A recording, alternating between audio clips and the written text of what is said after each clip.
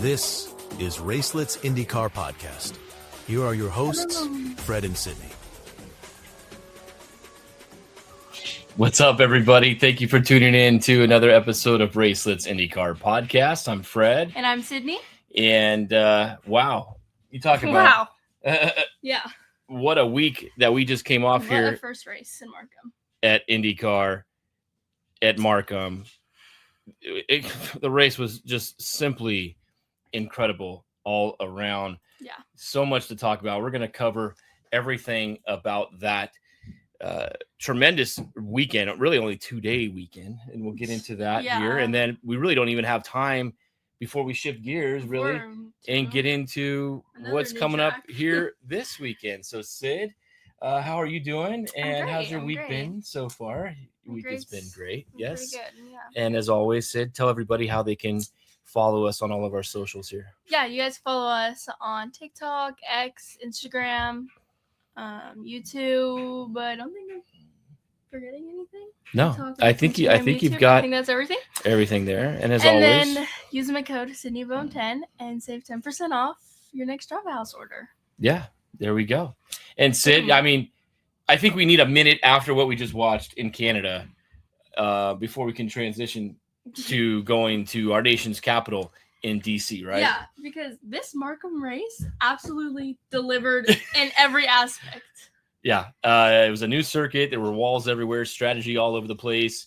A battle for the win went really right down to the final laps, 5 laps remaining when the winner was determined. And it wasn't anybody who we really expected. And there were a lot of cars in contention for this race. Yeah. One of them, obviously, was your surprise pick. My dark horse. Last week's show, you picked Louis Foster. He came away with pole and led the first 30-plus laps. And then, when he tried to overtake Marcus later on in that race. But, it was just a crazy race.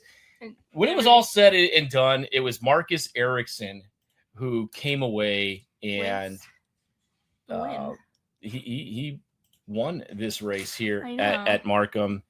His first win since 2023. St. Pete, 2023. St. Pete. So it's been a long time for Marcus Ericsson. Things just seem to be going his way this season. We've talked about it.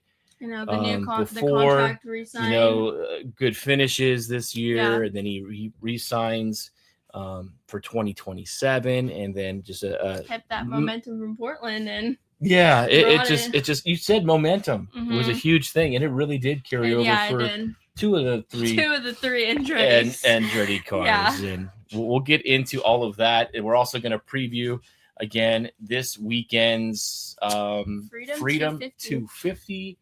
Really excited, looking forward to this. Another brand new track for these guys, and we'll see what's going to happen. But what a crazy race this was here. What a crazy weekend at Markham. Yeah, it was just a crazy weekend. And let's kind of start Friday. Okay, we did our show Thursday in preparation for Friday practice like normal, just Yeah, that didn't really go according to plan, did it? Didn't happen because I heard rumors that the track wasn't finished. I was like, okay, maybe it'll be done by Friday morning and when practice starts. And then practice got postponed a couple hours till 6 o'clock, I think. Yep. And then it hits that time and they're like, actually, no, we're just going to cancel it and practice will be in the morning.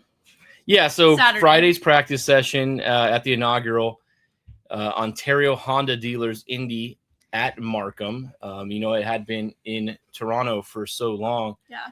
The first time here, and Friday's practice, like you mentioned, was postponed till later on, a couple hours later, and then eventually canceled because the street circuit just really wasn't completely finished. It was deemed unsafe. Yeah, and I think majority of why it wasn't finished was the tire barriers, and you can't race without tire barriers because that is unsafe conditions. Yeah, some of the causes, and this is just a few of the things here.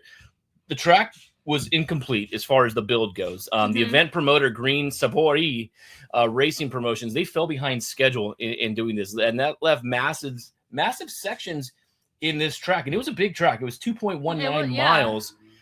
That was really just unbuilt. As fans were arriving on Friday, there was still much to do. You know, teams couldn't get out there. They couldn't, you know, get their trucks in. Yeah. They couldn't set up on pit lane. Yeah, track walk didn't even happen till Friday. It was just crazy. Exactly. You know, like you mentioned again, missing tire barriers, missing fencing around the course as well, especially around that hairpin.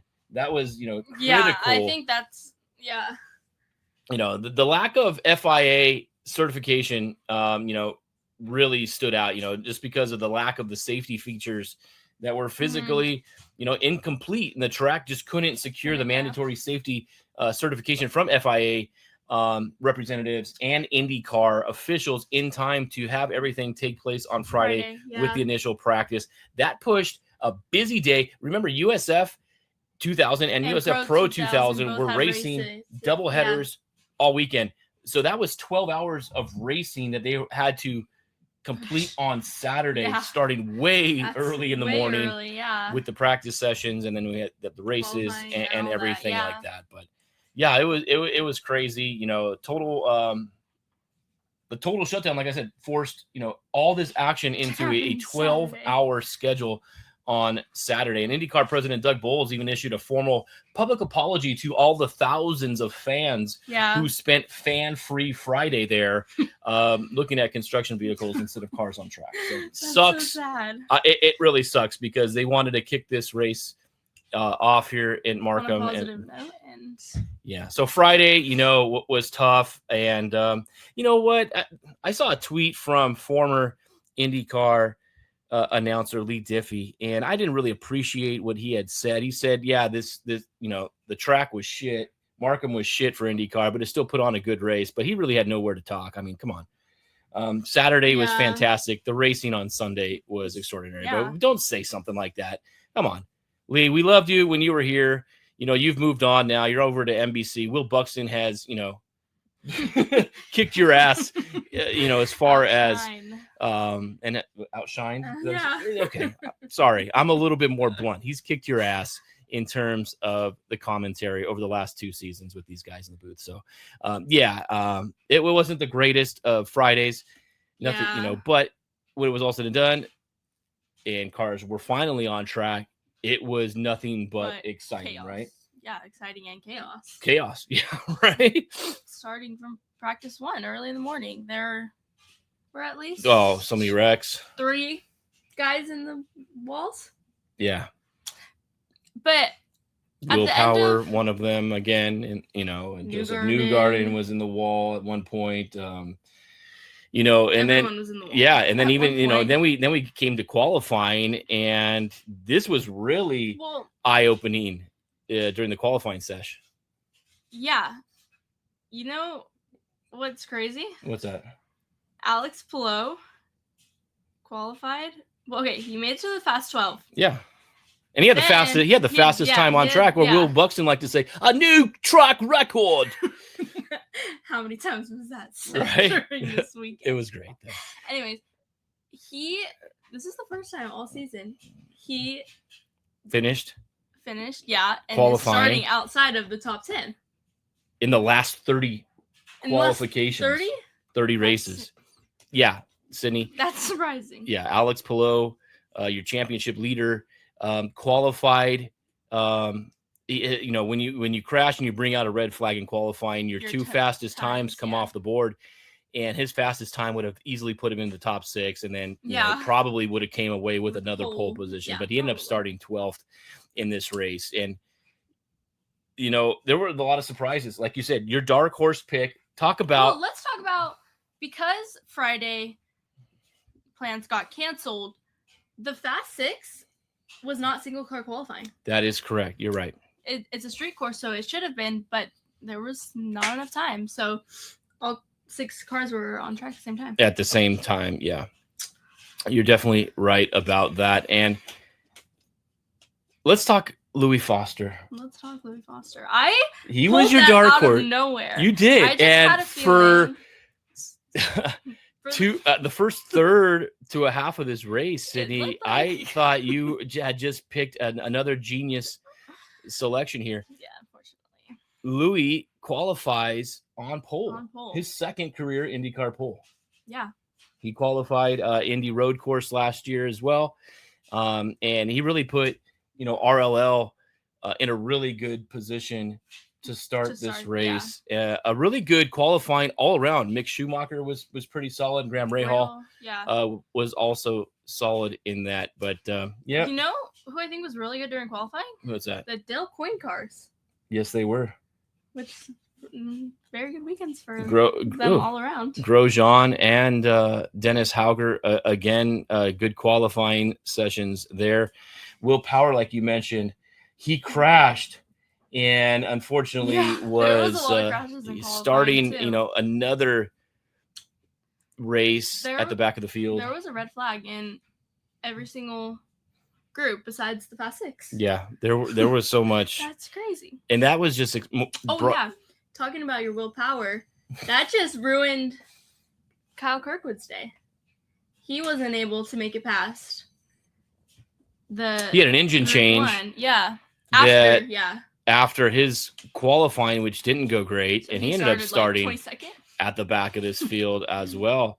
And that was huge. Really with Kyle because of the his chase for the championship. Yeah, still and he's the street course king. So it's very surprising that he was not up there. Yeah, unfortunately for Louis, the track had other ideas for him when it came to the race. Yeah. The promising weekend ended when he made heavy contact with the wall, taking in turn 10 right there. Yeah, he had just overtaken Marcus Ericsson at the time for the lead of that race, and it looked like if he had taken it and gone on, then he may have cruised, could have won to a victory. He started the race fantastic, leading so many of the laps. I think the first 30 plus, like I said, and then I think so. The pits came in and stuff like that. Yeah, but he wasn't the only one though that had made contact. There were 6 total cautions in this race, and that claimed 25 of the 90 laps to be ran under yellow conditions. So I think our longest streak was like 30 laps of green. Yeah. Mick Schumacher, he was the first one to find the wall. Actually, even before all that, it didn't bring out a yellow, but right on the green. Kyle Collette, rear toe link issue, flat tire. He had to go in the pits after the very first lap, and he was already laps down. He was like, that was a rough weekend for the number 4 car of, AJ Foyt Racing, and Kyle, is still, undecided as to, what his future is going to be in IndyCar going forward. But Mick Schumacher, he brings out the first caution. He, made contact with the wall. Then we have an incident later on, Christian Rasmussen and Scott Dixon getting, a little bit of contact between the two of them. Kyle Kirkwood, like we said. Well, let's go back for Kyle Kirkwood to Marcus Armstrong. Oh gosh, because that hairpin wasn't designed how it was supposed to be, so the turn was extra wide, and so I think he just cars were stalling a little bit as they were trying to slow down to make that turn. It was the yellow. It was on a yellow, and Marcus was told, okay, just hold and wait because they were coming. The cars were coming around behind the pace car, and he went, and so he was stopped in the middle of the racetrack, and then I think VK stalled, Alex stalled, everyone was just stuck. Scott McLaughlin was one of those that had stalled as well. And crazy. Marcus was told to wait as laps. Wait until they pass. The cars had passed because it was a local yellow. He spun his car right when the safety guy, had his hand up in his face and said, wait. That just that resulted in a penalty out of him having a drive-through 10-second drive-through penalty, stop and go.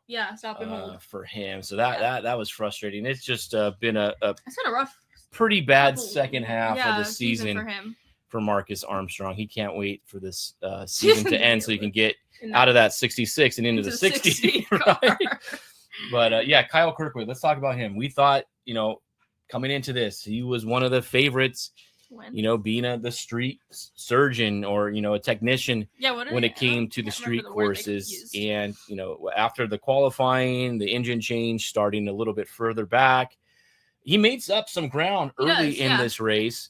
And then he has an incident where, again, he makes contact. Same spot as Louis Foster. The left hits the first wall right before in the turn 10, and then the right and then again, part of the car just tore up cleared the wall. The entire car all together. I know the front wheel was like flat on the floor.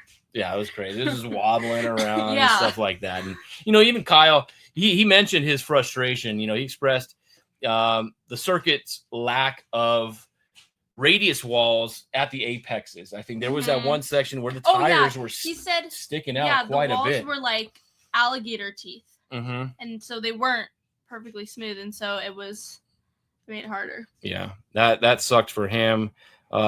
Massive implications for him in the championship. Yeah. Louis Foster, like we mentioned, he was the pole sitter, and he overcooked that maneuver on Marcus Ericsson, again hitting the inside wall before bouncing out to the barrier. It was kind of like a pinball effect. If you hit that first and then you bumped into the second. David Malukas late in the race, another guy who's fighting for a championship right now. He suffered a late race crash into the wall that dropped him all the way from 6th at the current time to 17th. Yeah. And in doing so, also injured his wrist a little bit more. Oh, gosh. And that's not good for David. Obviously, effectively ending his aspirations for a championship. Yeah, probably. As well.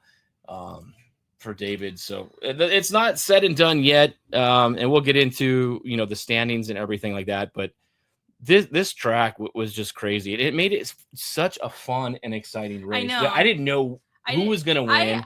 Going into this race, like after practice 1, I was like, you know what? I don't like the layout of this track. I feel like it just is weird because there was like that really long straight. And I was like, I don't like it.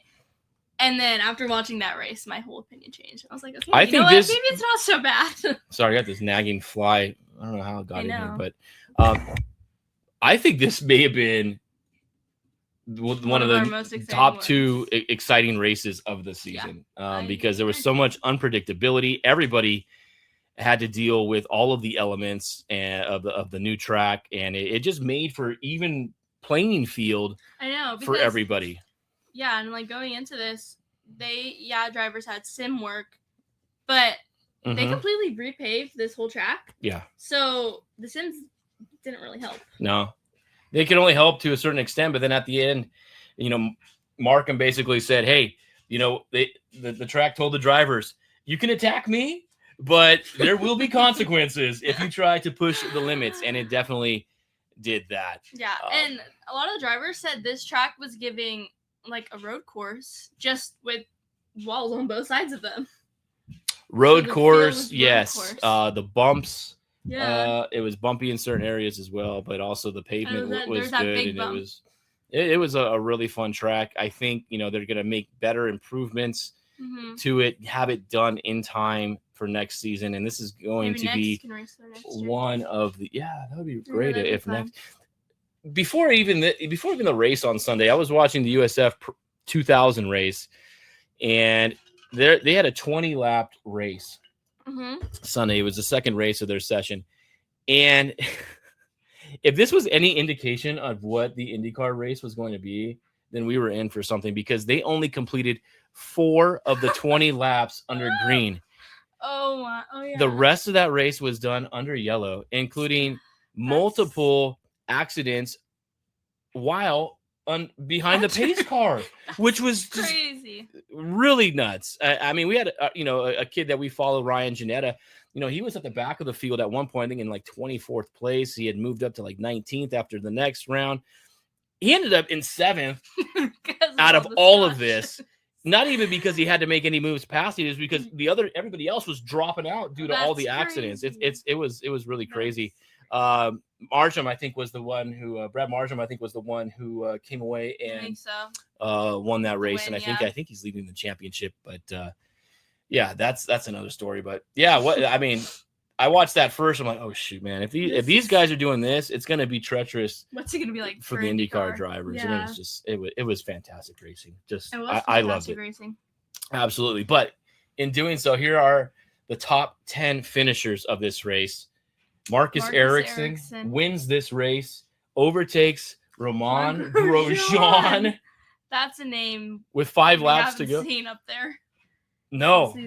Will Power started 25th. He ends up on a podium again. That's another race where we have a driver start from last and finish third. It happens so many times this year that guys have come out through the field, and obviously starting position is critical. Yes. But we've seen that it can be done from guys at the tail end. Yeah. This season. It's awesome. Alex Palou'd doesn't win. He was up there in second place. For the until about 10 laps, made like a mistake and to then go, and I think he was just driving safe and cautious after he was overtaken by Ericsson and Grosjean. That he just wanted to get through this race, pick up the points, which he did. 4th place finish, another outstanding race for Alex. He just didn't get a podium out of it. Give him all the points. Yeah. Palou'd Award, another 5th place. Another 5th place. I don't think he's finished worse than 5th in any street course this season. So I don't think great job for Palou'd Award. Aero didn't look great coming into Sunday, but the results were there. Christian Lundgaard started second in this race, finishes 6th overall.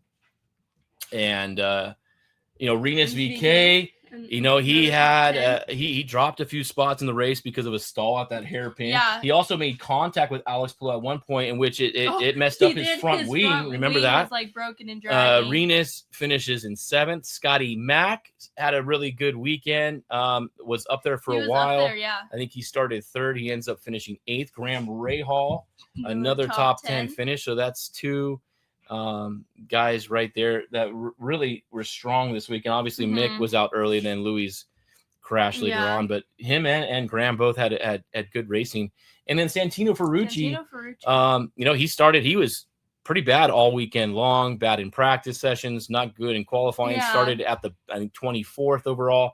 He ends up finishing 10th. So not bad when it was all said and done there. But let's go, sis, and talk a little bit about Marcus Ericsson finally ending his drought. I know. From, winning here at IndyCar. Yeah, that was incredible. He almost got the win in St. Louis. Yes, he did. At Gateway, but then all the reds and the rain and didn't go in his favor. He ended up finishing 2nd, but so he finally got his win. Mm-hmm.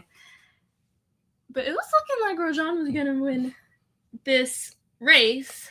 Because he was on a different pit strategy. He was on a different pit strategy, and it's great that you bring that up, Cindy. And even the broadcast said, hey, this is looking good for Romain Grosjean. I think Nolan Siegel and Stingray Robb are both on the same pit strategies. Yeah. And if more yellows came out, he would be able to extend, his gas mileage. But at the end of all of that, Romain Grosjean finishes this race with over 90 seconds of push to pass left because he couldn't use it because he would not have been able to finish the race, and it ended up biting him in the ass.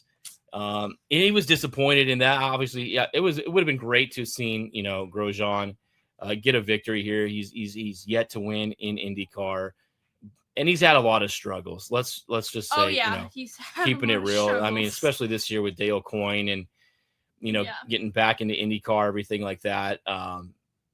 Glad to see Grosjean. He's a really good dude, and he was happy. Yeah, he was happy to be back there. But a 2nd place finish for him, and then Will Power picks up 3rd there. But at one point, Will Power, this was while Grosjean was still leading. Marcus Ericsson, or Will Power was in 2nd, and Marcus Ericsson was behind him, and they take the hairpin and they hit.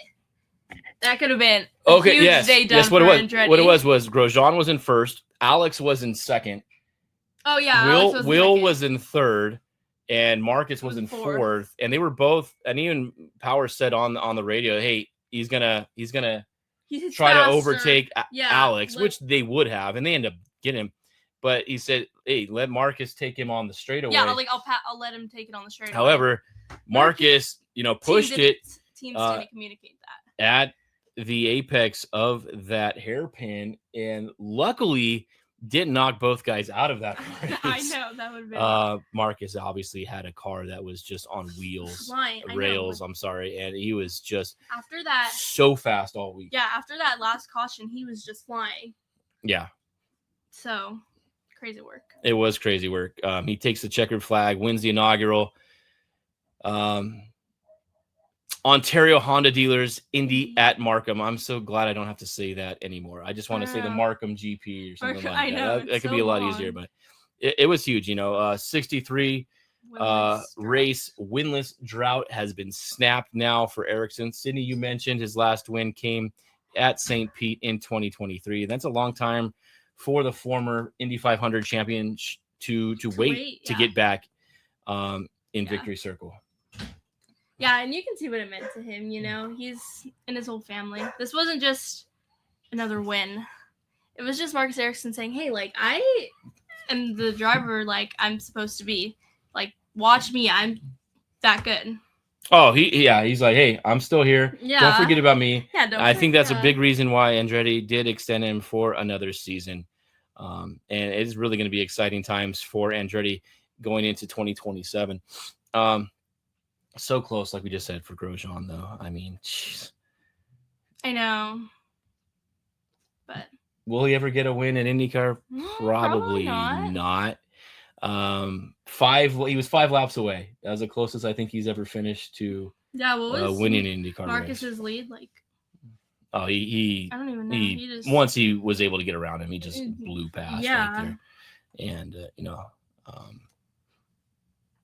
it was crazy. Will Power back on the podium. He's really had a good second half. That's back-to-back podiums for Will. Of the season for Will. Yeah, he finished third at Portland, right? Third or second? I don't remember. Oh, gosh. But one of the two. Can you just imagine, though, if his qualifyings were a lot better? I know. He's put it together. I know.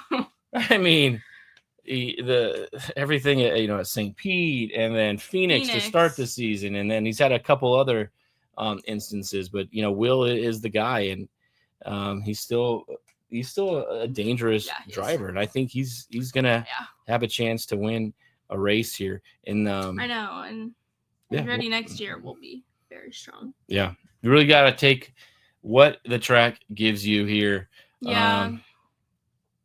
And tough day, Kyle Kirkwood, like we just mentioned. Let's look at the IndyCar standings right now.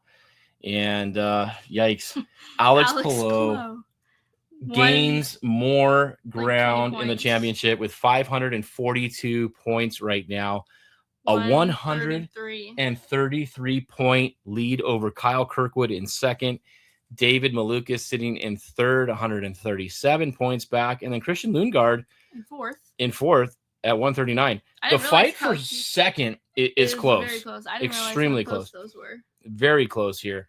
And then Palou'd fifth. Yeah, Palou'd's still there in fifth. And the fourth place result for Alex, is just one of those classic Alex Palou'd things. Just get the points, bank them. David and Kyle not doing they didn't, necessarily go perfect. Obviously, this is worst qualifying that we've seen in the last 30 races out of him. And, still managing to finish strong. And that's why he's so difficult to beat over an entire season, right, sis? Yeah, bad days somehow still end up being top 5 finishes, which is kind of crazy to think about. Yeah, he got a 110-point lead. Yeah, it's a bad day for Alex. Now he's up by 133 points, gained 23 points with 4 races remaining. Last year, with 4 races remaining, Alex Palou'd had a 99-point lead. What does he have to clinch it? I think 165. Okay. Yeah, there's a good chance that Alex could clinch the championship this weekend here in DC. Yeah, it's possible he can clinch it here in DC. Most likely, it might be the following weekend at one of the Milwaukee races. And even if he does, clinch and win that championship, then it's 4th in a row, 5th in 6 years. Just freaking incredible. Driver. He won't get the Astor Cup until Laguna Seca. The final race at Laguna Seca. So that's good.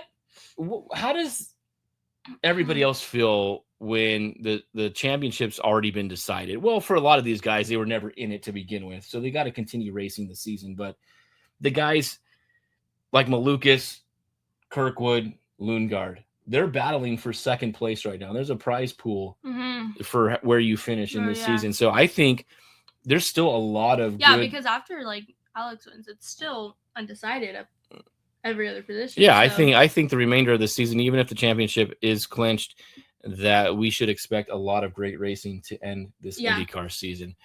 We've got DC here, brand new street circuit, and a double header, and wow, just crazy. Alex is just so damn good. 4 races in 3 weeks. Let's go. I know, that's just nuts. But let's get into the Freedom 250 here. I want to talk a little bit about this here. Sorry, let me get this off of the screen there.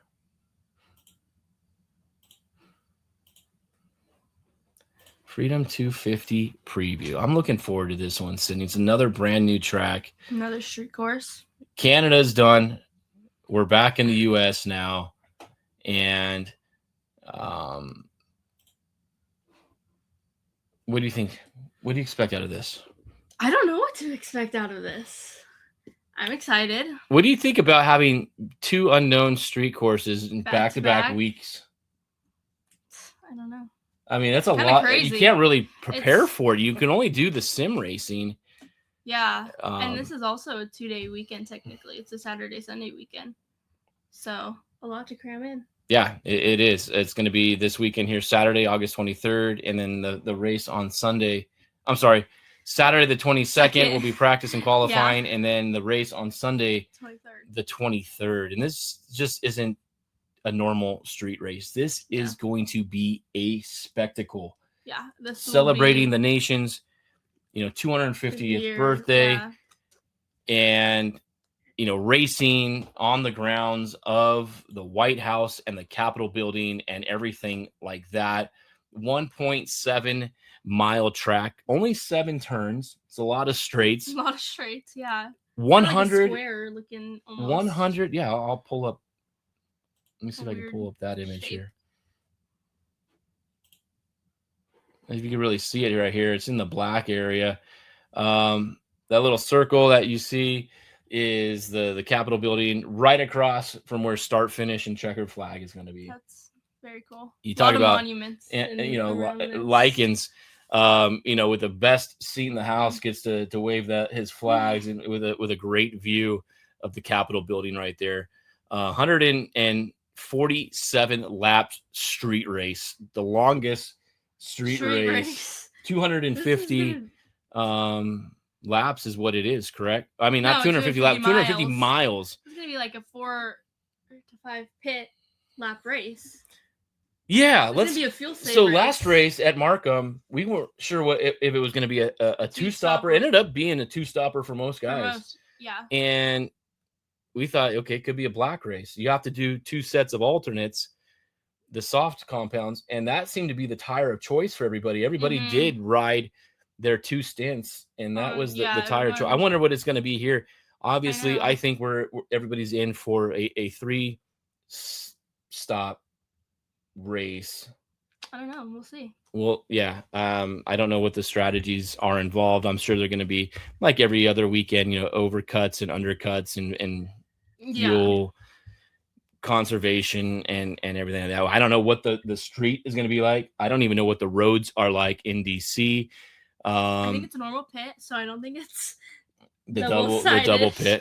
Well, that's good. But yeah, we'll see. Yeah, the pit lane, like you mentioned, Sid, is going to be a single pit. It's going to be adjacent to Pennsylvania Avenue, in between turn 1 and turn 2. Okay. And the IndyCar field will also race by the Smithsonian National Air and Space Museum, the National Gallery of Art, and the National Archives, all on challenging picturesque course layout.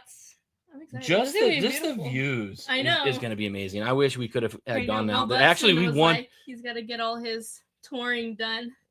Yeah, think about all these guys that have never been to the nation's capital. And I know. Palou'd was at the Space Museum today. Yeah. They're all doing their touring. Yeah, that would be great. We actually won tickets in the lottery to go for the weekend. However, just circumstances and things like that just didn't work out. But it was cool if we would have been able to go, that we had the tickets for it. I'm really looking forward to this. The Freedom 250 here was formally established by an executive order by President Donald Trump on January 30th of this year, directing the U.S. Department of Transportation and the Department of the Interior to designate a race throughout the National Mall and surrounding streets of D.C. That is freaking crazy. Yeah. We had a UFC fight on the grounds of the Capitol building a couple of months ago, and now we have an IndyCar race, and I am so pumped.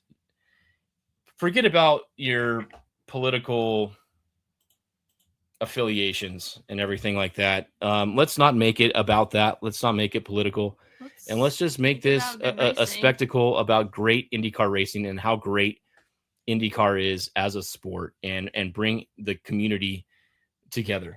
I think, I agree. When it's all said and done, it red, blue, whatever your designation is, let's just, keep cooler heads and enjoy. See if Alex Palou'd can clinch a championship. This thing. It'd be great to see an American driver like Alexander Rossi or New Garden or, Kyle Kirkwood, Malukas, somebody like that. Yeah. Win. That would be pretty cool. That would be pretty cool. Yeah. Or you get like a Mexican like Palou'd Award win this race. That would be pretty rad as well. But I'm really looking forward to this. It's gonna be fun. The liveries are really cool as well. I wanted to get some images has a new livery of some of the liveries here, and there's about, I think, 10 cars or so that something like that have. Let's count. Count. Graham Rahal. Yeah. Do all Rahal RLLs have a? Louis Foster does. Yeah. Does Mick? I don't know about Mick Schumacher. Marcus Ericsson. Both Shanks. Scotty Mack. Oh, Scotty Mack with a red, white, and blue car. That was cool. That was like spray paint almost, like the stripes. I wonder if I can. New Garden has a new one. Yeah, he's going to be in his red Estemo car, but it's going to have some like flag striping on it. It's going to look like it's kind of waving right there. The aero cars are going to remain the same here. David Malukas' Verizon car has a blue little pinstripe. Yeah, no yellow. Going down the side with a little capital star on it as well. Alex Palou'd is going to be in his OpenAI black car. That just reminds me of like the Batmobile when he's driving that thing. Santino Ferrucci in his a little bit extended on his car, his red, white, and blue car as well. Graham Rahal, he's very patriotic car. Is number 15 RLL right there. Rossi and Christian Rasmussen both displaying little flag logos on the rear wings as well as the front wings. That looks pretty cool. Marcus Ericsson is going to be driving a red, white, and black with a little bit of blue with Acura logo on it. Louis Foster. Oh, Mick does have a new car. Mick does have a new color scheme. Felix Rosenquist is Texas A&M car. I'm sorry, goddamn fly. But then with Stars and Stripes on that as well. Marcus Armstrong, another Stars and Stripes, red, white, and blue Remax car. Rena's VK, a beautiful car. And then to finish it, you got Stingray Rob, and I love it how he just incorporates that camouflage. I know the camo's cool into his as well. So a lot of good stuff coming out here. With the liveries, I think it's going to look beautiful. I hope the weather, is great as well. But just the racing in general, I think it should be good. It's going to be an endurance race for these guys, 147 laps, and man, the backdrops though. And these guys are racing through landmarks is crazy. I want to see like the onboards, from the driver's view when they're going through and passing all these incredible places like that. But yeah, I'm excited. I don't really know what to expect for this race. No. Do you? I don't know. I didn't know what to expect out of Markham, and it was unexpected the way everything played out, but it turned out to be a fantastic race. If we can get anything similar to that as far as the excitement goes and, get another winner out there that we haven't seen maybe in quite some time, I think that's going to be great. And is anybody going to be able to keep Alex Palou'd from clinching the championship? I think that's really what it comes down to. Is anybody going to be able to? If he doesn't clinch it. That he does not clinch it? Yeah. I think so too. I don't think there's any doubt that it's going to happen, but maybe just wait another weekend until that does happen. But I know. I'm also curious to see what the track times are going to be. Yeah. What is the fastest these drivers are going to go? Yeah, I think practice is huge. Just like I said at Markham, I thought practice was going to be really big for these guys because they've never been on the track before. So we'll see. And it's hard with it all being Saturday, though, because you don't have a practice Friday, and then you go talk with your engineers, fix it, and get ready. You got to get right back at it. There is going to be IROC racing as well. They have 2 races on Saturday. I think that's going to be one in between IndyCar practice and IndyCar car qualifying. So IROC will be there. There'll be a lot of rubber being laid down on the streets, but where are the walls? I mean, that's what I want to know. Like, how is this all going to play out? Is there anybody you think we should keep our eye on besides the obvious? Besides the obvious, yes. So who are the obvious? Obviously, Palou'd, Kirkwood. I think any of the Andretti's. Yeah, you're right. Definitely keep an eye on. I think it'd be really nice if Will gets that win. Get a win. He needs one this season. Yeah. Who? I still think Palou'd has is always in the conversation. I think if he can qualify good, then he can have a better race than normal. Yeah, I think so. Because when he qualified second, he won. So I think he needs to be up there. Yeah, I think that's going to be huge. And then obviously, the Penske's, I think are going to have good performances as well. Can Joseph Newgarden and David Malukas, Scott McLaughlin, man, he needs a win.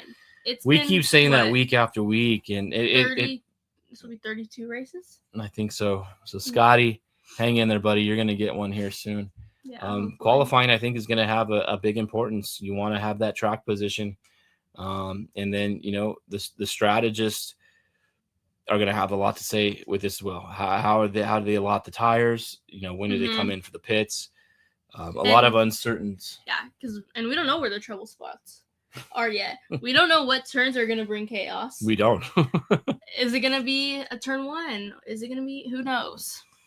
Yeah, that's absolutely right. I mean, so I think a couple of factors. Qualifying is huge and important. Yes. Who's going to be able to survive? Yeah. We saw, cars that didn't survive at Markham. Who's going to be able to survive this one? Like you just mentioned, the trouble spots. Nothing's been developed yet. What will transpire as the race and everything goes on? Strategy. 147 laps. There's going to be tons of opportunity for teams to get creative. And I think that qualifying, yes, is important, but there's a lot of laps. So I think if you start in the backfield, you definitely have a chance to work your way up. I think too, sis, that everybody's shooting to win this race. Yeah. This is it's a once in a lifetime thing. So to have your name on there is pretty cool.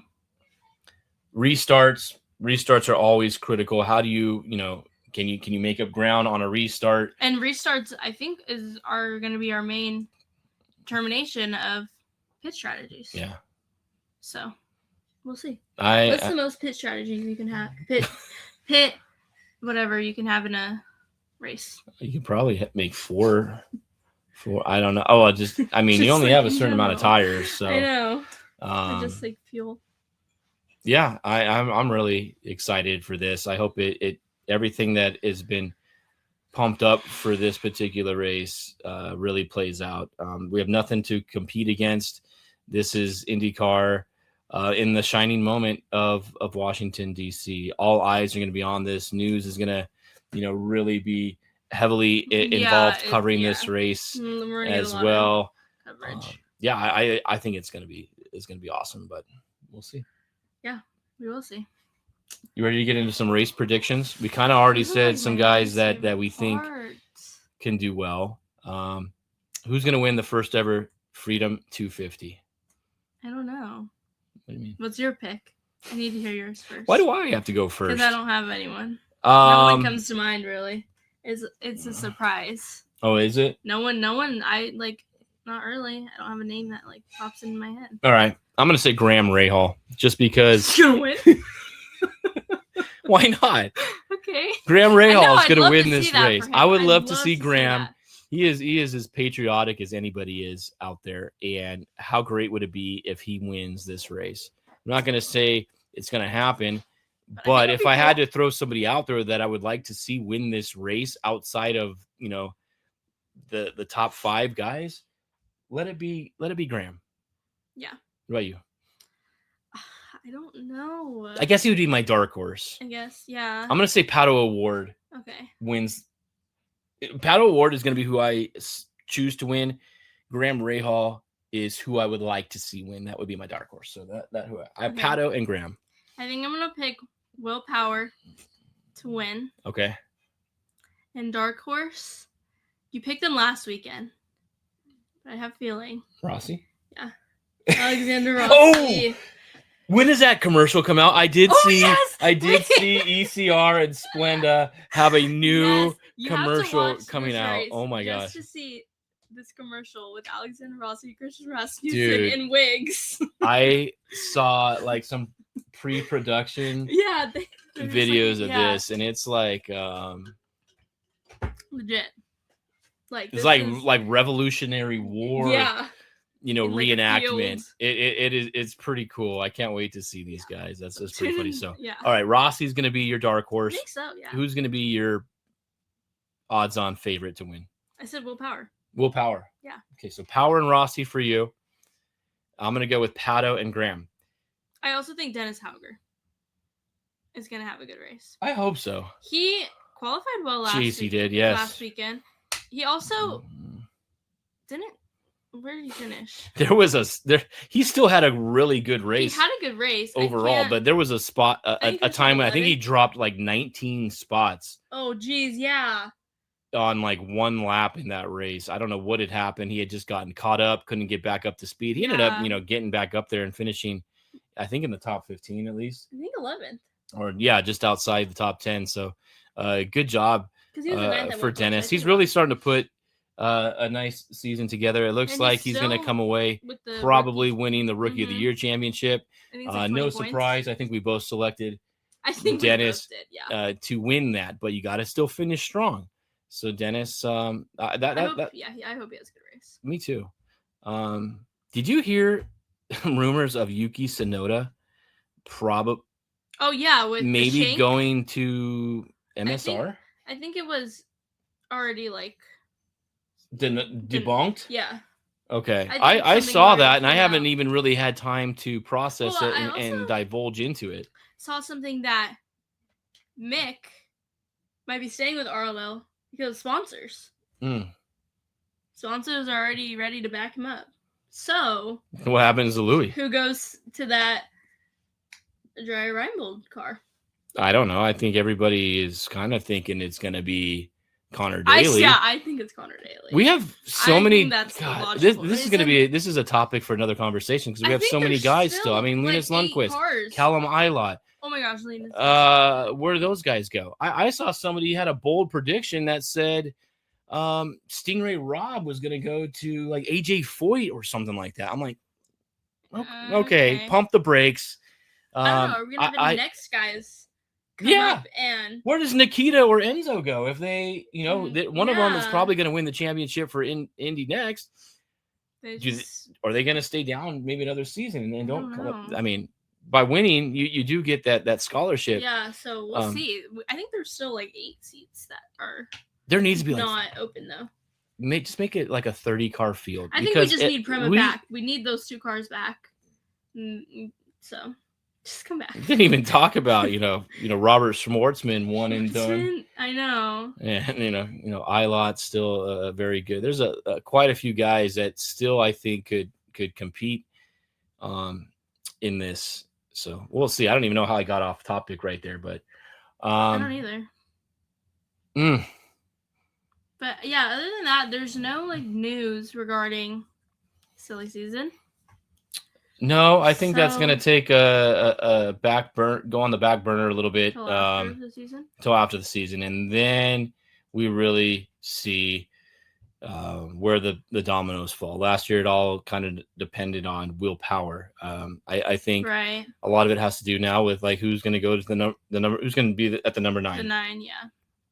And then who drives the 66? I think those are the top 2 spots. I think those are the top right now for anybody looking to finish, but we'll see. We will definitely see. But I'm looking forward to this weekend, Saturday and Sunday, full slate of racing action. Markham gave us Marcus Ericsson, and ending his 63 race drought. What are we going to see here out of Washington D.C.? Are we going to see a surprise winner? Are we going to see Scott Dixon maybe pick up a win? He is yet to win this year. His 21 season win streak is still in jeopardy with 4 races remaining. Can he still pull out a win? This could be a good track for Scott Dixon. Yeah, I think so. Yeah, I'm really excited to see. Brand new circuit. It's going to be historical. Not a lot of time to prepare. So we'll see what happens.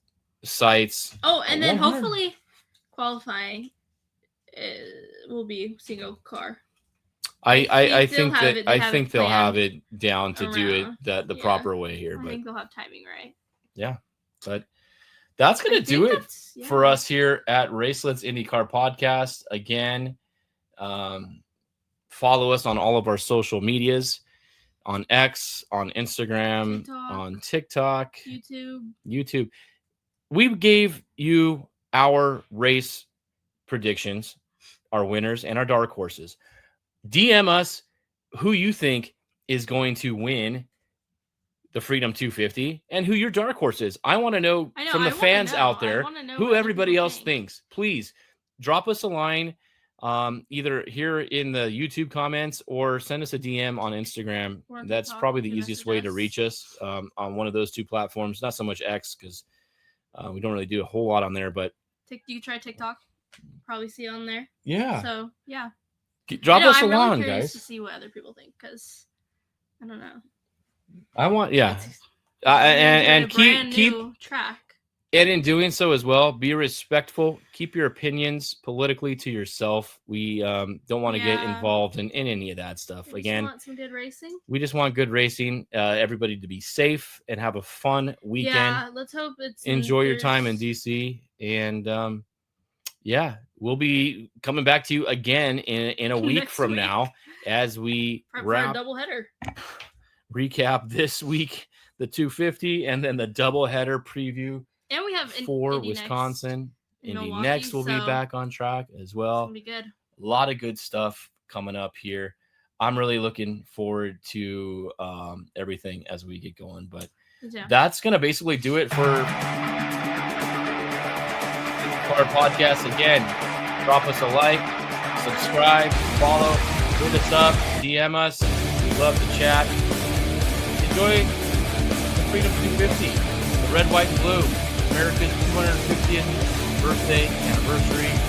Enjoy it, guys. Everybody be safe. We'll talk to you all next week. Bye.